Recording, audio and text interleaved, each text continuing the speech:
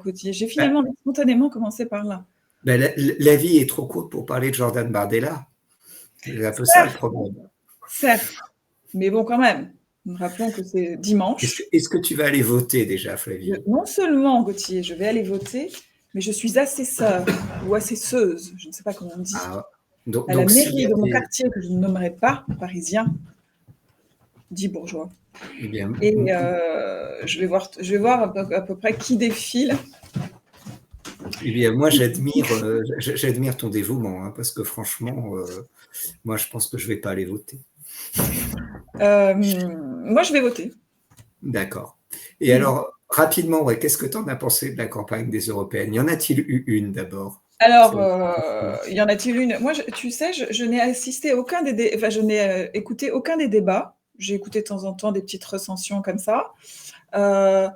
J'ai vu de temps en temps, j'ai entendu les piaillements de Valérie Hayé. Moi, je sais que la première fois que je l'ai entendu, je me dis qu'est-ce que c'est que cette chose-là, une voix de Crécelle. Donc déjà, j'ai pas trop envie de l'écouter.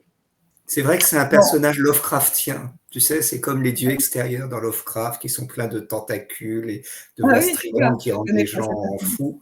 Il y a un peu de ça. Ouais.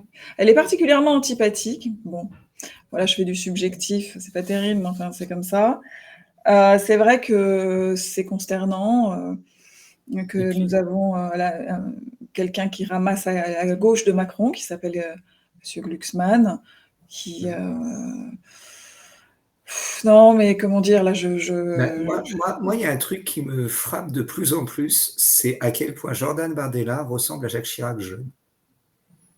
Ce côté cheveux plaqués en arrière, comme ça. Oui, et puis ce côté, on se demande s'il a fait de la chirurgie esthétique pour en arriver là, parce qu'on a vraiment l'impression d'avoir Chirac dans les années 70. Alors, c'est vrai qu'à l'époque, Chirac était appelé le facho, et puis que la politique du RPR, lorsque notamment il y avait eu des lynchages d'immigrés à Grasse en 73, etc., il y avait un discours très viril, mais quand même, est-ce qu'on a besoin de revoir Jacques Chirac jeune? Non, certainement pas. C'est vrai que je n'ai pas pensé à Chirac spontanément, mais c'est vrai que le discours du RN aujourd'hui correspond à peu près au discours du RPR de l'époque, il faut quand même le rappeler. Moi, je me souviens de Juppé, très très virulent sur l'immigration. Ouais, mais j'ai envie de dire, c'était un petit peu comme les jeans pattes d'éléphant dans les années 70. C'est pas parce qu'on s'est trompé une fois qu'on est obligé de le refaire, quoi. Tu fais quel parallèle là exactement? On s'est trompé, tu veux dire sur quoi? Que quand un programme est mauvais dans les années 70, le reprendre dans les années 2020, ça en fait pas un truc bien. Oui, alors Juppé, c'est pas les années 70, c'est vrai que je suis un peu saute. Oui, enfin... je ne sais pas si c'est exactement le même, parce que le RN a un discours beaucoup plus populaire et populiste que ne l'avait le RPR à l'époque, bien sûr. Donc mais sur la question migratoire, en tout cas, c'était ce discours-là. Après, sur les questions économiques, c'est plus complexe, c'est plus compliqué. On ne va pas aborder ça maintenant. Mais juste, attends, un truc, les sondages, le Rassemblement national est crédité à 33%. Je ne sais pas, je n'ai pas regardé les derniers sondages. Je crois que j'ai vu ça, 33%. Je sais qu'Aillé est en baisse, donc c'est pour ça qu'Attal est venu à la rescousse. On en parlera, mais avec Sébastien, pour l'autre Oui, émission. c'est ça, tout à l'heure. Je sais qu'il y a 720 députés à élire, donc un seul tour. Hein, c'est quand même la particularité de ce vote-là, c'est que donc c'est pour ça que les calculs ne sont pas les mêmes de vote éventuel que quand il y a deux tours. Hein, pour ceux qui hésitent entre le RN et Zemmour et Reconquête, c'est pas les mêmes enjeux que quand il y a deux tours, c'est-à-dire voter pour celui qui est le plus à même de gagner. Voilà, et je voulais juste faire une petite remarque sur le fait que cette division de la droite et le fait de toutes ces différentes droites dites extrêmes en Europe, elles sont en désaccord sur des points majeurs. Alors, elles sont toutes d'accord sur la réduction de l'immigration, mais elles sont en désaccord sur la position à tenir par rapport à l'Ukraine et sur les questions économiques, souvent. Elles sont même en désaccord sur les questions migratoires, puisque l'AfD est pour la remigration et que Marine Le Pen a prétendu en être outrée. Oui, alors là-dessus, juste une petite remarque. L'AfD qui monte beaucoup en Allemagne, quand j'ai vu qu'elle s'approchait des 15% à Berlin, ça m'a fait un choc, parce que Berlin, il n'y a pas de ville plus gauchiste et progressiste que Berlin. Et il y a quand même eu un sacré changement l'espace de 20 ans. Et ce que je remarque aussi, c'est quand même le retour d'une certaine violence politique en Allemagne, parce que j'ai vu partout à Berlin des stickers fuck AfD, d'autres stickers fuck gauchistes, qui j'avoue n'étaient pas présents il y a une quinzaine d'années. Il y a des gens de l'AfD qui ont commis des violences contre des jeunes. Il y a des gens de l'AfD qui ont été attaqués récemment en Allemagne. Bref, on voit tout de suite que c'est un pays où la violence politique s'emballe assez vite. Hein. Ouais. Et là-dessus, moi, je suis quand même assez sidéré par la manière dont les deux camps dramatisent l'enjeu européen avec l'idée que si l'autre gagne, ça va être l'apocalypse, avec des discours d'une violence qui sont quand même assez absurdes quand on voit les pouvoirs réels du Parlement européen. Parce que si un député européen pouvait faire changer quelque chose, ça se saurait. Il y a de Coluche qui a dit... Oui, mais il y a une importance symbolique. Ouais, et en même temps, tu vois, tu dis qu'il n'y a pas de pouvoir réel, et en même temps, on se dit gouverner par l'Europe et plus par les pouvoirs politiques nationaux. Alors, dans ces cas-là, qui gouverne? C'est la Commission elle-même qui émet les lois, donc ce ne sont pas les députés qui... Oui, mais la Commission européenne, de toute façon, ne dépend pas vraiment des députés. La seule fois où les députés ont vraiment fait du mal à une commission, c'était avec la commission Santer, si je me rappelle bien, à la fin des années 90, pour une affaire de corruption. Mais où ils avaient vraiment dépassé les bornes. À part ça, que la Commission européenne, on rappelle à nos auditeurs qu'elle est à l'initiative des lois. Et je crois, alors, sans faire... Je marche un peu sur des œufs, parce que le système est très complexe. Par contre, je pense que le Parlement peut être à l'initiative, à la marge de certaines lois, ou peuvent modifier dans un certain prisme. Mais déjà, démocratiquement, ils font ce que font tous les parlements, ils font des amendements. Donc déjà, ils parlent beaucoup sur les amendements, mais le vrai problème des institutions européennes, c'est que on a donc le Conseil de l'Union européenne qui décide pour beaucoup d'éléments. Donc la Commission fait les directives, le Conseil de l'Union européenne décide, et pour certains thèmes, certes de plus en plus larges, il y a un processus de codécision avec le Parlement européen. Donc on peut dire qu'on va vers une démocratisation progressive de l'Europe, mais le problème, c'est que le quatrième pilier, si j'ose dire, du processus législatif européen, c'est ce qu'on appelle la comitologie, c'est-à-dire en fait la co-rédaction des directives par des lobbies, par des comités. Il y en a des centaines. Et je crois qu'il y a 20 000 lobbyistes à temps plein à Bruxelles. Enfin, c'est un truc de dingue. Le problème, c'est que dans le cadre de la comitologie, les intérêts privés peuvent se payer des gens compétents pour rédiger les textes de loi. Ce qui fait qu'après, quand les députés arrivent avec leurs amendements qui sont faits à la mort-moi-le-nœud et à la va comme je te pousse, en réalité, c'est l'écume sur un bloc de granit. Hein, ça ne change pas grand-chose. Bien sûr. Donc, il faut savoir que l'Union européenne a très bien fonctionné jusqu'au début des années 80. Le Parlement européen, enfin, très bien fonctionné, on se comprend, ça fonctionnait mieux. Le Parlement européen a été réellement créé avec des élections démocratiques en 79. Donc, je ne peux pas dire que c'est le Parlement européen qui a fait bousiller le projet européen, parce qu'il y aurait, comment dire, ça lui serait donné beaucoup trop de crédit. Mais bon, c'est un truc cosmétique, quoi. Mais Gauthier, comme ça mériterait une émission spéciale, en fait. Hein. Ouais, désolé, mais là je me... Non, mais c'est tout à fait intéressant ce que tu nous dis, et c'est le moment, parce que les élections sont dans 2 jours.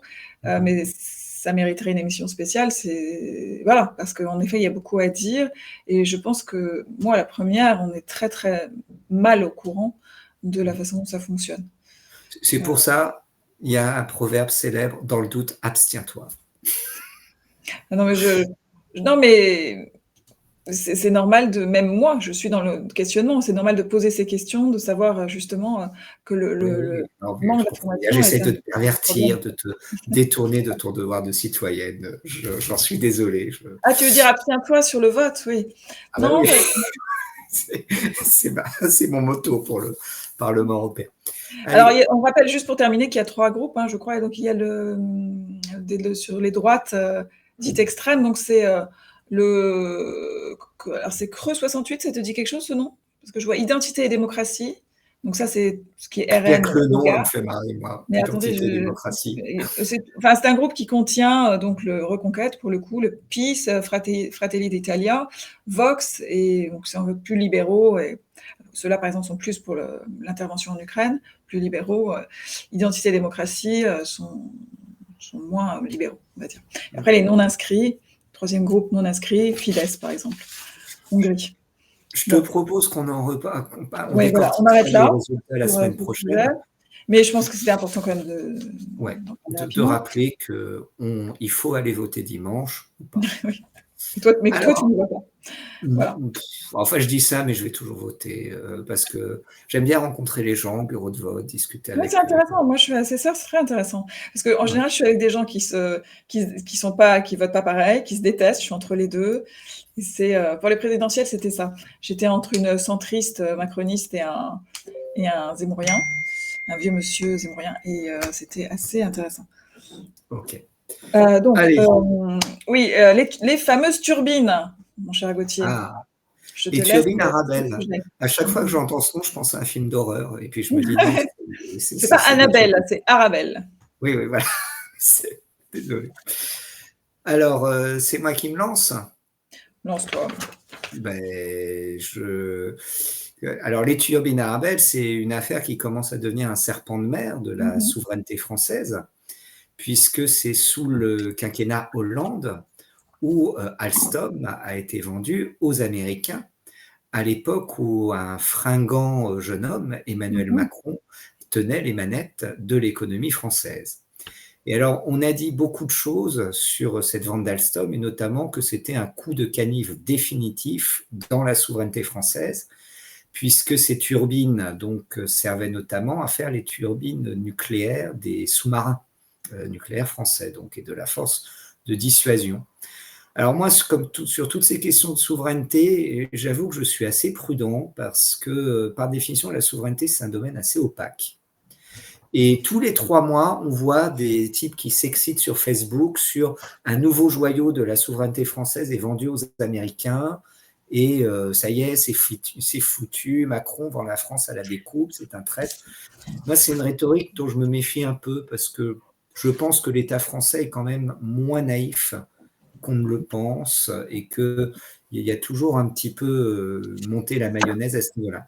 Ce qui est très clair, c'est qu'il y a alors je ne sais pas comment tu as ressenti, moi je trouve qu'il y a vraiment une cassure dans la politique de la France dans ce mi-temps des années 2010, où même encore à l'époque de Sarkozy, il y avait une forme de posture un petit peu alter-américaniste. Il y a les alter-mondialistes, il y a les alter-américanistes. Par exemple, quand Sarkozy était intervenu sur l'affaire géorgienne en 2008, et que brutalement, à partir de 2015, en fait, on est passé d'objecteur de conscience à shérif adjoint des Américains. On l'a vu avec l'arrêt de la vente des navires de guerre à la Russie, et puis l'alignement sur le dossier ukrainien, etc., etc.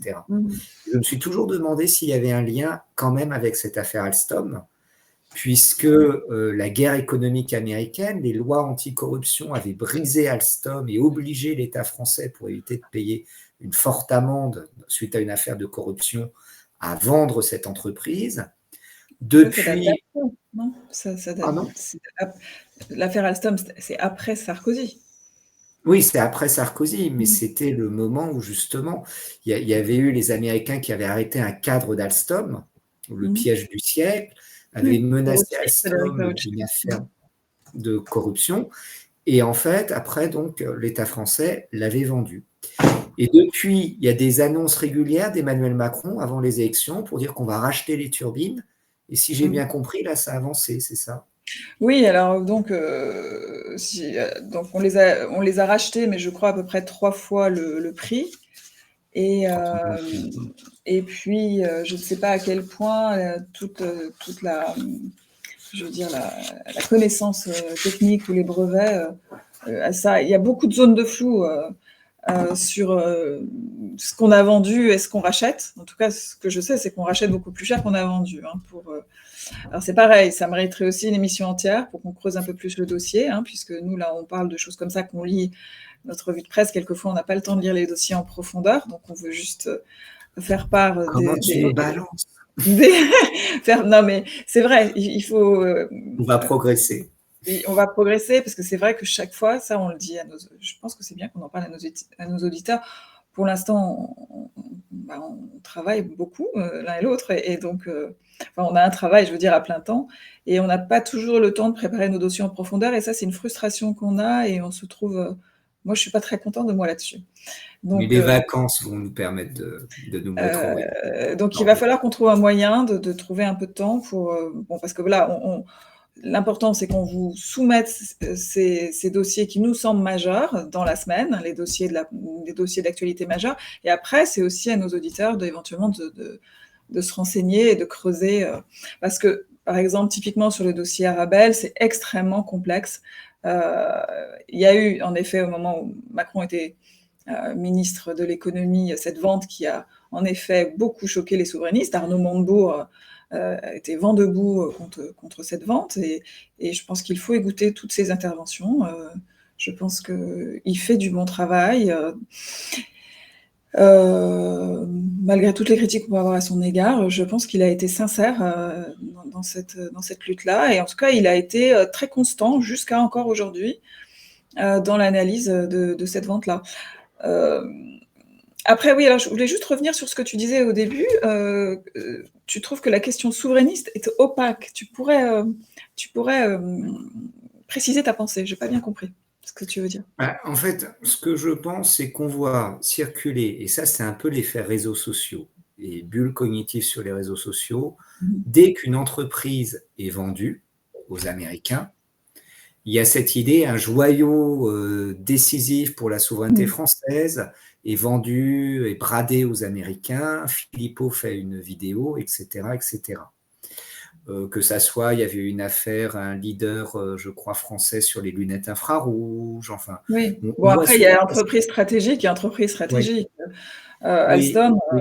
Évidemment. Et moi, je me méfie un petit peu, et c'est justement depuis l'affaire Alstom qu'il y a un peu cette mode, quand des entreprises dans le domaine de la défense sont vendues aux Américains, de justement faire monter la mayonnaise. Oui, mais pourquoi tu considères que c'est excessif de faire monter la mayonnaise dans ce genre de cas ? Parce que les entreprises, et notamment les PME dans le domaine de l'armement, ont parfois besoin de partenaires étrangers pour se développer. C'est-à-dire que, alors, on n'est plus à l'époque gaulliste, où on est vraiment dans une logique de souveraineté pleine et entière, parce que de toute façon, la souveraineté, ce n'est pas uniquement des industries, c'est quand même des alliances. À partir du moment où on est dans l'OTAN jusqu'au trognon, que de toute façon, on ne peut pas vendre de matériel militaire aux Russes, parce que sinon, il faut demander l'autorisation des Polonais. On a un vrai problème de stratégie. Et à partir de là, nos entreprises militaires sont des moyens. Non, je disais que la souveraineté, c'est être capable d'avoir une stratégie, justement. Ben oui, et à partir du moment où on n'a pas de ne vendre à personne ou de s'allier à personne, mais d'avoir une stratégie dans le sens d'une stratégie de puissance. Or là, la stratégie, il n'y a pas de boussole. On voit bien qu'elle est selon des intérêts que l'on n'identifie pas tout le temps. Et à partir de ce moment-là, quand on n'a pas de stratégie, les moyens qu'on pourrait avoir pour avoir la souveraineté, qui sont des entreprises de haute technologie et tout, risquent de péricliter. Parce que qui va acheter français si on sait que de toute façon, la France est dans l'OTAN jusqu'au trognon et qu'elle ne respecte pas ses contrats dès que les Américains froncent les sourcils. Donc, c'est tout à fait possible que pour des PME françaises du domaine militaire, le seul moyen de survie, de se développer et tout, est de passer des alliances avec les Américains. Ça me fait un peu penser à ce qui est arrivé à l'Angleterre avec BAE System dans les années 2000, où c'est pareil, le Royaume-Uni a abandonné d'avoir une véritable stratégie avec Tony Blair. Il a développé les Special Relationships, l'alignement définitif sur les États-Unis. Bah oui. Résultat, tout le complexe militaro-industriel anglais a commencé à s'allier avec les Américains, tout simplement pour des raisons économiques. Donc en fait, le truc, moi tu vois, j'ai un peu l'impression qu'on a l'œuf, on a cassé la coquille, qui est la stratégie, qui est d'avoir une vraie stratégie souverainiste. Et donc, une fois que tu as cassé l'œuf, bah, c'est normal qu'il y a tout qui s'écoule. Mais que la vente de l'entreprise, c'est juste la conclusion logique. La conséquence, oui. Ouais, voilà. Oui, non, mais le problème est plus complexe que... Oui, je vois ce que tu veux dire, mais il s'agit toujours de souveraineté, dans le sens où, en haut de la décision, quelle est la stratégie globale, pour quelle entreprise, s'il y a des alliances avec qui, dans quelle stratégie géopolitique. Oui, parce que en fait, l'horizon qu'il ne faut jamais perdre de vue, c'est la confrontation entre les États-Unis et la Chine. Oui. Puisque les États-Unis considèrent que la Chine sera prête à la confrontation en 2035.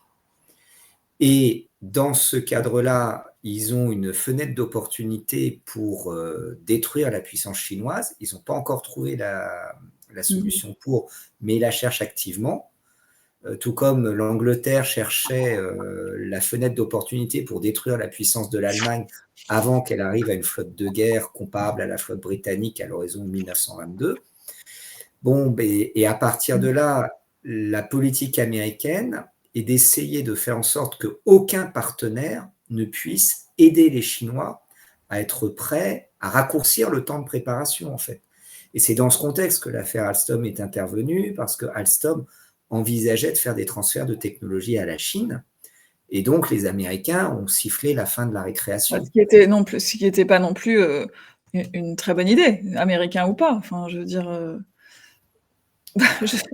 je sais pas, parce que là, on parle... Moi, je maîtrise pas tout le dossier, mais... La question, en fait, c'est que veut la France? Est-ce qu'elle veut être un pivot dans un monde multipolaire, ou est-ce qu'elle veut être le shérif adjoint des États-Unis? Les deux options géopolitiques peuvent se valoir. Oui, certes, mais quand tu parles de transfert de technologie à la Chine, est-ce qu'il y a des cas où le transfert de technologie peut être une bonne idée? Je ne maîtrise pas assez la question, mais c'est une question qui se... Par exemple, on peut voir ce que font les Russes avec leur transfert de technologie sur les moteurs pour le programme spatial chinois. Si le programme spatial chinois s'est développé aussi rapidement, c'est grâce au... Mais j'imagine qu'il y a dans ces cas-là, je veux dire, un accord qui convient aux deux, avec de la part de la Chine. Oui, c'est la question de la réciprocité. Oui, voilà, de la réciprocité. Donc, tout dépend du contrat. Je veux dire, c'est des contrats en général extrêmement complexes, c'est difficile à commenter comme ça. Mais je pense que le problème chez nous, c'est qu'on a l'impression que ce n'est pas que ce qui est négocié dans ces ventes-là, ce n'est jamais les intérêts de la France, mais les intérêts de quelques-uns. Il faut quand même toujours ne jamais oublier qu'il y a dans ces contrats-là, en général, des rétrocommissions importantes. Déjà, il y a le couple Guémard qui était impliqué, le mari aussi de Valérie Pécresse, si je ne me trompe pas. Enfin, il y a des personnalités qui sont largement soupçonnées d'avoir des intérêts financiers personnels. Donc voilà, ce sont des dossiers extrêmement complexes. Il y a certains éléments de souveraineté incontournables. En effet, déjà, la corruption, la non-corruption et les intérêts nationaux, et géopolitiques et économiques. C'est assez simple, en fait. C'est complexe, très complexe, et en même temps assez simple. Et d'ailleurs, dans ce dossier Alstom, c'est a priori un des éléments aussi qui a fait retourner un peu l'affaire, c'est la guerre en Ukraine, puisqu'il y avait un élément là, il y a eu une panique sur la question de l'énergie, et que finalement, il a fallu se reconsacrer à la question nucléaire. Et alors, pour complexifier encore le dossier, il y avait, selon l'article du Figaro un des articles consacrés à cette question dans le Figaro cette semaine, une partie importante du carnet de commandes de Arabelle Solutions, qui est l'entreprise, alors c'est une des je sais pas, c'est l'entreprise principale sur, attendez, bon, je vais pas rentrer dans le détail, qui provient de contrats, Carnet de Commande provient de contrats signés avec le groupe russe Rosatom. Donc il y avait aussi ces enjeux de contrats qui étaient déjà signés et dont la portée dont la portée était importante et qui évidemment il fallait équilibrer ça avec les pressions américaines de l'autre côté. Bah, ça a été, j'imagine, complètement infernal. Oui, je pense que C'était une le problème de négociation. la France, c'est qu'elle est entre le marteau et l'enclume. Exactement. Et Et d'ailleurs, que je suis même étonnée qu'ils aient réussi au bout de 2 ans à finaliser ce rachat, parce que finalement ça a été relativement. après, c'est toujours pas, est-ce que c'est un effet d'annonce? On dit le rachat a été finalisé, rompez le banc, il n'y a rien à voir. À quel prix? Quelles technologies sont restées aux Américains? Quoi? On ne nous dit pas tout. Non, mais il y a beaucoup d'éléments. Comme disait Jacques Dutronc. Mais déjà, avec le peu d'éléments qu'il y a, il faut aussi creuser le dossier parce que franchement, là, pour Alors, je pensais justement que tu parlais de l'Ukraine, tu voulais nous parler du rôle du soldat ukrainien inconnu dans la libération des plages normandes en 1944. Et j'avoue que ça m'a intéressé parce que j'ignorais ce point crucial de notre histoire. C'est vrai que c'est d'un goût fort douteux ce qui s'est passé ce matin. Ce matin, hier, d'ailleurs, je sais plus, ce matin ou hier, tout d'un coup, j'ai une perte de mémoire, parce que j'ai pas voulu trop me. Voilà. C'est l'instrumentalisation de cette journée n'a jamais été aussi. En fait, les 80 ans d'ailleurs, c'est ça, oui, 80 ans. Donc c'est vrai que c'était un anniversaire, mais il a été instrumentalisé de la pire façon, puisque célébrer une journée dans laquelle qui est celle de la victoire contre le nazisme. Bon, alors après, sur l'Ukraine, il ne s'agit pas de voir des nazis partout, hein, mais nous connaissons le drame. Je te sens gêné. Pas gêné, mais comment dire le drame des Ukrainiens. Quelle est la différence entre les Ukrainiens et les Polonais? C'est que les Polonais se sont rangés toujours dans le camp des vainqueurs, tandis que les Ukrainiens se sont rangés dans le camp des losers pendant les conflits mondiaux. Ils ont misé la carte de l'Allemagne en 1918, et si l'Allemagne avait gagné la guerre, l'Ukraine serait devenue un État indépendant et la Pologne non. Manque de peau, l'Allemagne a perdu la guerre. Après, ils ont joué la carte en 1920 de la décentralisation léninienne, qui a créé autour de la politique de Ukolinie et des petites patries. Manque de peau, c'est le stalinisme qui a gagné, donc ils se sont fait écraser. Et puis donc, pour se venger, ils ont rejoué la carte allemande à partir de l'invasion de 1941 avec l'UPA, notamment en faisant des purges ethniques de Polonais,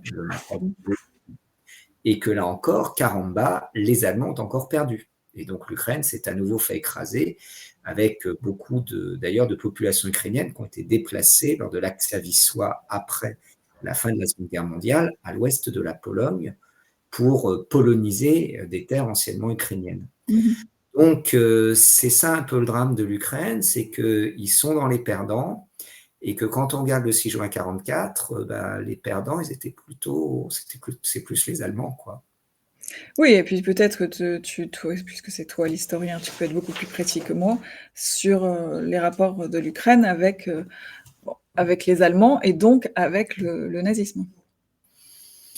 Alors, là-dessus, je pense qu'il y a une part d'opportunisme chez les Ukrainiens.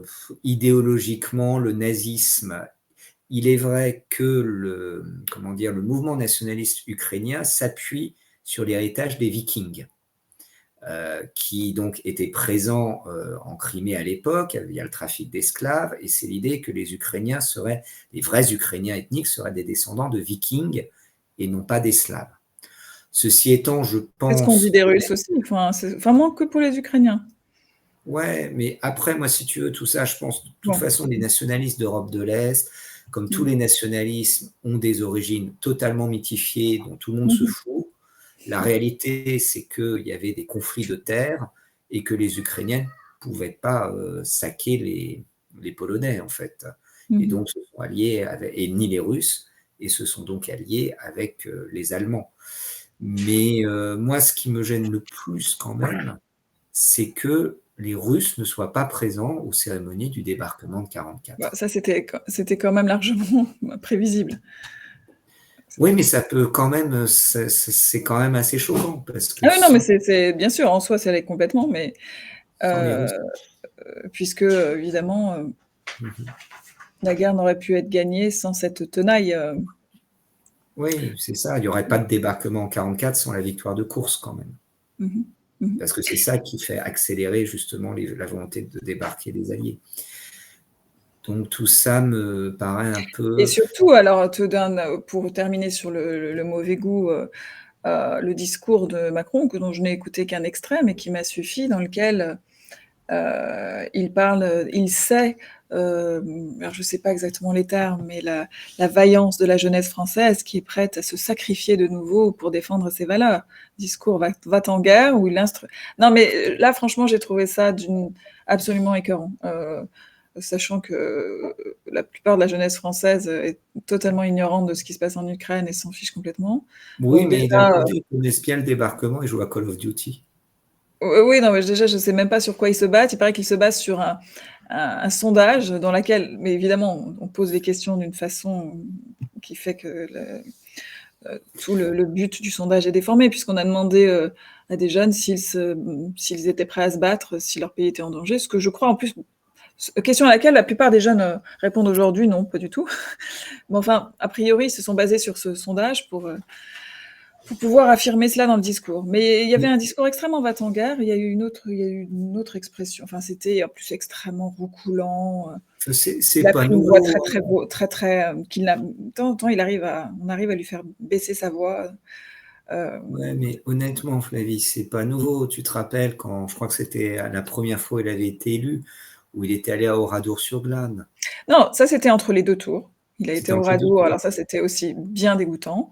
Mais là, c'est quand même, c'est un Mm. discours de va-t-en-guerre. C'est là où Mais je sais pas, il y avait Marx qui disait que l'histoire se répétait toujours deux fois, mais que la deuxième fois, c'était une exactement, et farce. en farce, ouais. Avec Macron, j'ai l'impression que c'est la La quatrième, farce cinquième permanente. fois que ça se répète. Donc Mmh. je sais plus ce que c'est après une farce. C'est une Ouais. gaudriole, c'est une...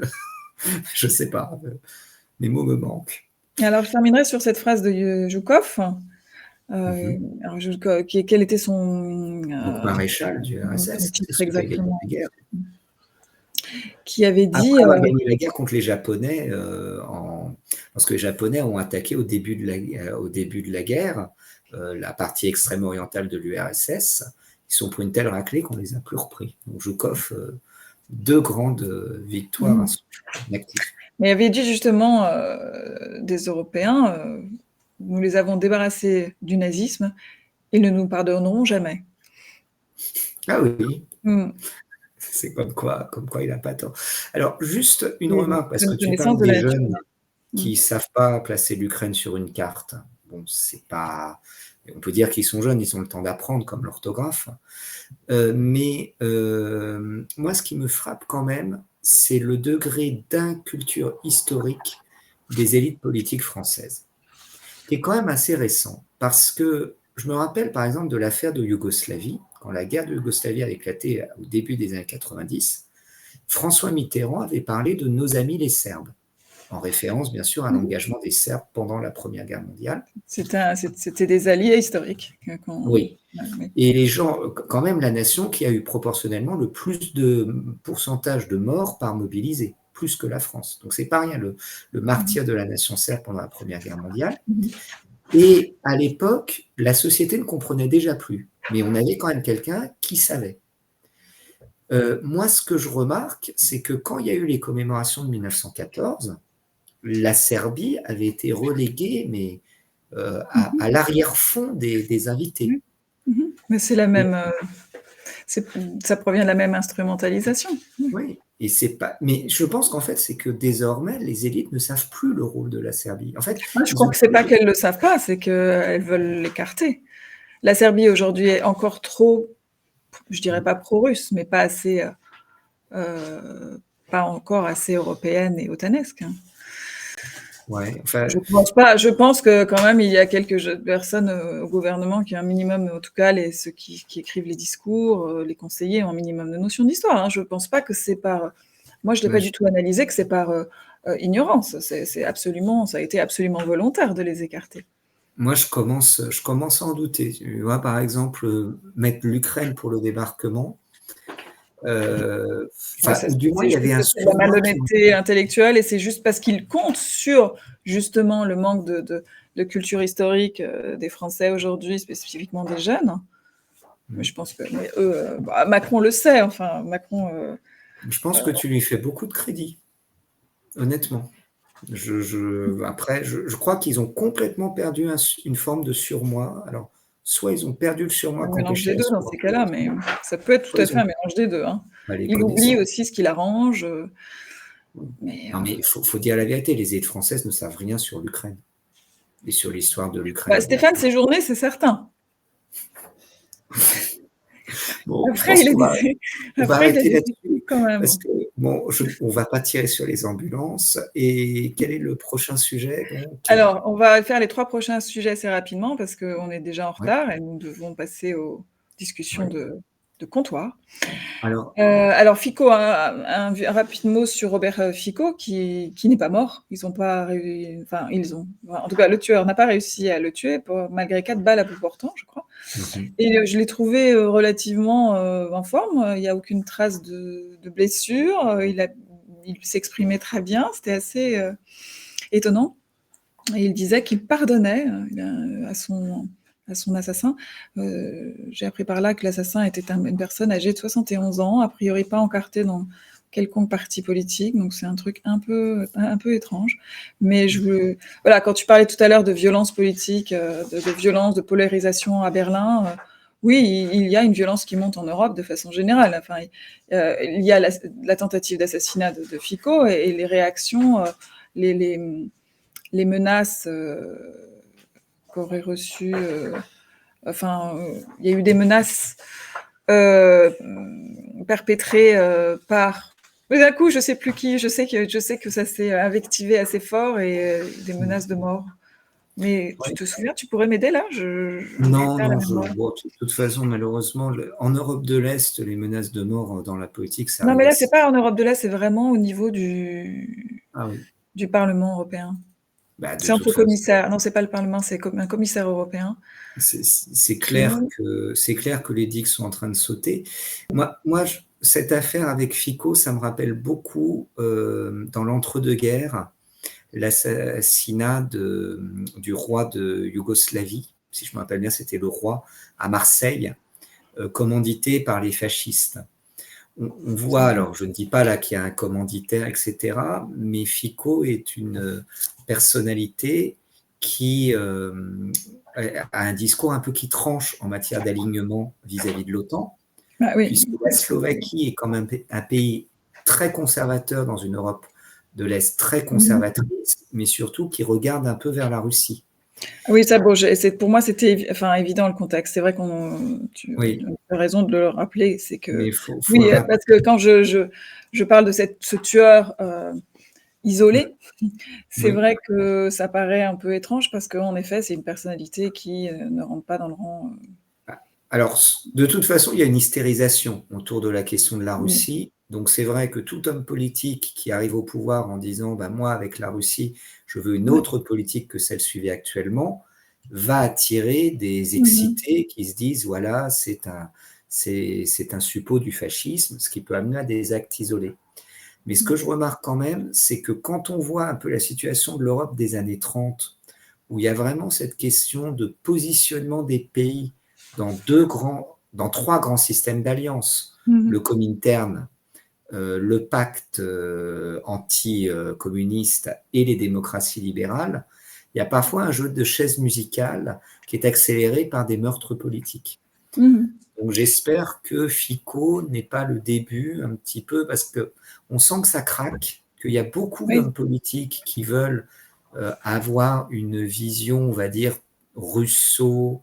Alors, russo-réaliste par rapport à la vision russo-idéaliste qui présente les Russes comme un danger pour la démocratie. C'est vrai qu'on s'est habitué à que toute cette couche d'Europe de l'Est soit pro-OTAN, par peur de l'ours russe, et finalement ça craque un peu.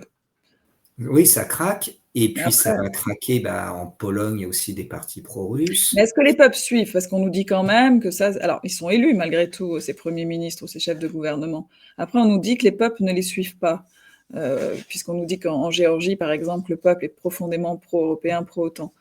Enfin, il y a des élections, donc c'est un peu contradictoire. Ouais, ce que je voulais rappeler là de mon flou de tout à l'heure, c'est le premier ministre géorgien, donc aussi Kobayakhidze, qui a publié un post où il affirme avoir été menacé de mort par le commissaire européen pour le voisinage et l'élargissement. Ah oui, c'est Tu bon. connais ce titre, commissaire européen pour le voisinage et l'élargissement, Oliver Je ne ferai Varhelyi. pas de blagues graveleuses. Je ne ferai pas de blagues graveleuses sur l'élargissement. C'est quand même un titre assez bon. De toute façon, moi je trouve toujours Bon, que voilà. le terme de commissaire est à cet ordre de rire. Déjà, c'est pas terrible. Parce que dans une démocratie libérale, parler de commissaire, ça fait quand même commissaire du peuple, ça fait très bizarre. Mais voilà, la Géorgie est aussi un pays qui est donc un petit peu en résistance. Je parle pas de résistance. Alors je ne dis pas je dis qui résiste contre contre la poussée occidentale. La poussée européenne et otanesque. Et donc. D'ailleurs, c'est selon, on ne sait pas s'ils résistent contre la poussée occidentale ou s'ils sont une butte témoin du reflux occidental. Oui, parce qu'on constate, c'est que les menaces de mort vont dans ce sens-là. Et pour une Union européenne qui se veut garante de la tolérance et de la paix, entre les menaces de mort et les volontés de guerre, même si c'est surtout uniquement Macron qui se montre très très mais guerre. Tu sais ce que disent les Russes. Tu sais ce que disent les Russes là-dessus. Ils disent les chiens aboient, le polonium passe. Eux, ils parlent pas, mais ils font pas non plus. Ça date de quand cette phrase? Non, c'est moi qui viens de l'inventer.